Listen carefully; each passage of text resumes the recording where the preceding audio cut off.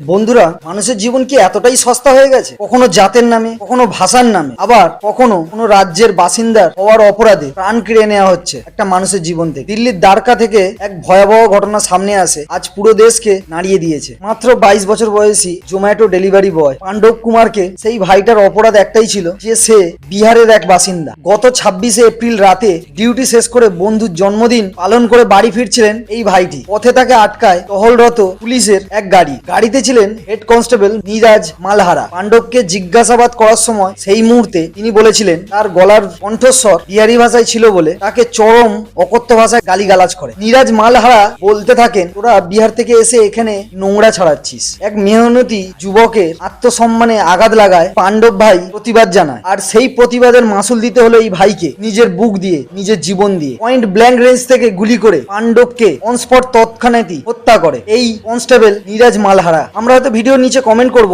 Share করব, কিন্তু একবারও কি ভেবে দেখেছেন এই পাণ্ডব যে বিহারি ভাইটা যে মারা গেল তার পরিবারের কথা? একবারও কি ভেবেছেন আপনারা? পাণ্ডব ছিলেন তার পরিবারের একমাত্র সেই উপার্জন করত। তার ছোট ভাইয়ের অপারেশনও হয়েছে কিছুদিন আগে, তার ওষুধের খরচ, চিকিৎসার খরচ, পুরো পরিবারের ভরণ পোষণ পর্যন্ত সে খরচা করত। আজ এই ভাইটি নেই, তার বৃদ্ধ বাবা মার কান্নায় আকাশ বাতাস সমস্ত ভারী হয়ে উঠেছে। এই পুলিশ অফিসারটি শুধুমাত্র একটি ছেলেকে মারেননি, মেরেছে তার পরিবারের আস্থা, আকাঙ্ক্ষা, মানসিকতা, মানবিকতা ধ্বংস করেছে এই পরিবারটা। আজ হয়তো আমাদের ভারত মাতা ভাবছেন আপনারাই তো পর হয়েছেন, পররা তো অনেক দূরে। আমরা মানুষ হিসাবে বন্ধুরা কবে সচেতন হব? কেন আজও এখনো পর্যন্ত বিহারি, গুজরাটি, মারোয়ারি, বাঙালি ভাষা এবং স্থান নিয়ে ঝগড়াঝাটি মারপিট করতেই থাকবে? আর কতদিন? বন্ধুরা, সকলেই আমরা সনাতনী হিন্দু। কোনো কিছু করার আগে, কোনো কিছু বলার আগে একটু 10 বার ভেবে বলো। এই ভিডিওটা বন্ধুরা বেশি করে শেয়ার করে দাও, সবার কাছে পৌঁছে দাও, যেন এই খবরটি উচ্চ পদস্থ কর্মচারীদের, কর্মকর্তাদের কাছে ভিডিওটা যেন পৌঁছে যায় এবং অপরাধীর যেন কঠোর থেকে কঠোর শাস্তি পায়। আমরা চাই একমাত্র